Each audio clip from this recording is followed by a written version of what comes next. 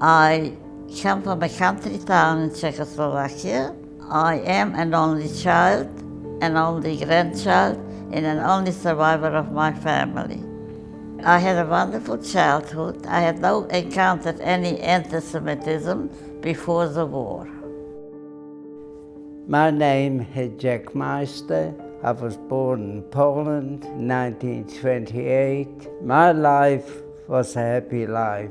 I have a father, mother, and a brother. I have gone to school, everything what a young kid had to do. Everything was fine. Then suddenly the war broke out and everything changed. We were not allowed to go to school. My parents were in business that has been confiscated. We had to wear the yellow Star of David. And then they decided to round up all the Jewish people and put them in one place they called the ghetto. Accommodation was limited. You have to share with your parents or grandparents. With strangers, it was very, very hard. I was young, I was strong. I went outside the ghetto working, so I got the permit. Then they decided to close the ghetto and transport everybody out. They told them to show their permits, and I have to go on the right side. My family went on the left side. From then on, I was by myself all the way. That was the hardest part of my life. I went to transit camp, and afterwards I went to Auschwitz. I was 14 and a half years old. We were taken to the railway station. There were dozens of cattle wagons. We were marched into those cattle wagons, which were overcrowded, no windows, no seating, just standing close to each other with a great fear, not knowing what will really happen to us. The journey lasted 5 nights. On the third night, my father told me, I want you to promise me one thing, that you will survive. I found that a very strange question, but I so positively answered him, of course I survived.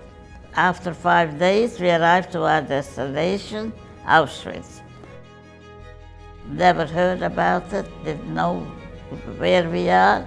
And as we disembarked, there were dozens of SS there.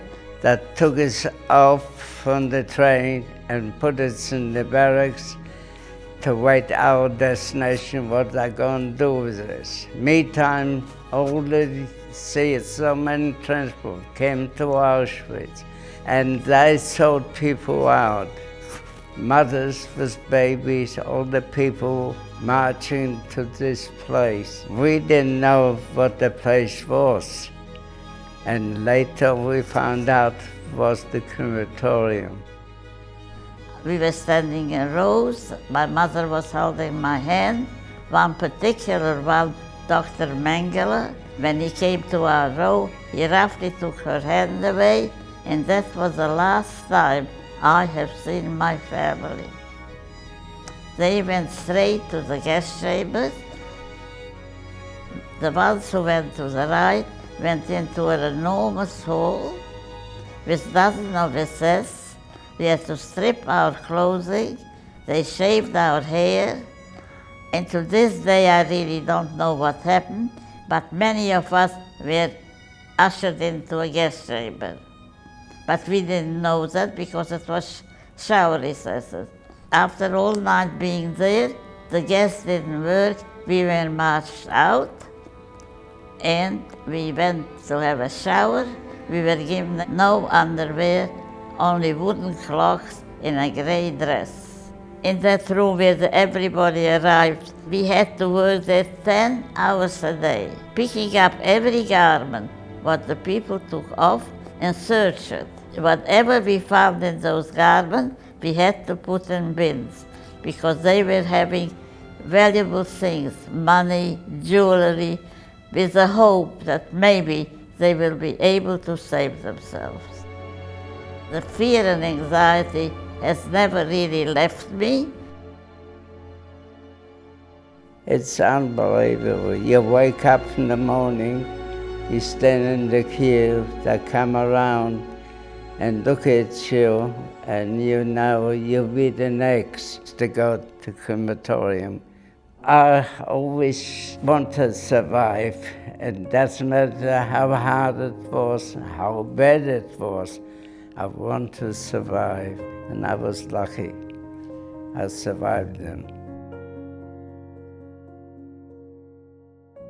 The 6 million which were murdered, 1.5 million children, that has to be commemorated because it is so important that this shall never, ever, ever happen again. I come here for 31 years to speak to school children, to teach and tell the young people how we were treated, with what hatred, and with what undescribable condition, to make sure the young people know about it and they will never be bystanders.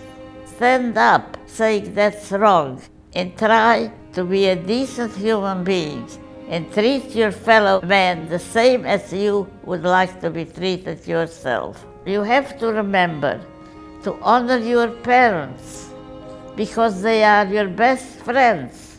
And if you have faith, it's a great comfort to you to have something to hold on to.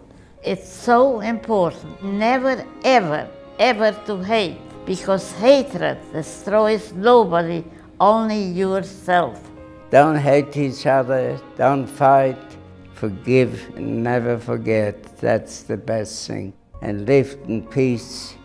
I always said to the kids, smile and be happy. And you'll find that we'll all be happy. Be strong, be vigilant, and don't ever, ever, ever let anybody take your spirit away. My name is Henry Ekert, and I'm a Holocaust survivor from Melbourne. My hope for the future is one in which freedom and democracy will prevail in the world, and that the memories of the Holocaust and the impact of Jewish determination of never again will be remembered for centuries to come. My name is Majteles from Perth. I'm the son of 2 Holocaust survivors. Both my mother and father survived Auschwitz. My hope is that one day my children and grandchildren might live in a world that is free from mindless Jew hatred. My belief is that the only way we can achieve a better future is by confronting the core question: how was the Holocaust humanly possible? My name is Peter Krauss from Brisbane. I'm a child survivor of the Holocaust, and my hope for the future is for an elimination of the anti-Semitism that is sadly sweeping Australia now, as well as the rest of the world, and for the Jewish people to continue to look to God for their inspiration and survival. My name is Jerry Lissing. I live in Canberra, Australia. I'm the son of Herman and Rebecca Lissing, 2 Auschwitz survivors. We lost 82 members of our family. Their memory and my parents' memory are always with me. My hope for the future is that I can carry forth their memory, where hate, division, based on race, colour, religion, is no more. That I can instill in my children and my children's children the hope that this world can be better and that we can learn from the lessons of the past. That we can elevate ourselves as individuals, as communities, as a world, and all work towards a better future. We'll never forget, but we must move forward with hope in our heart that we can create a better world for all. This is my hope.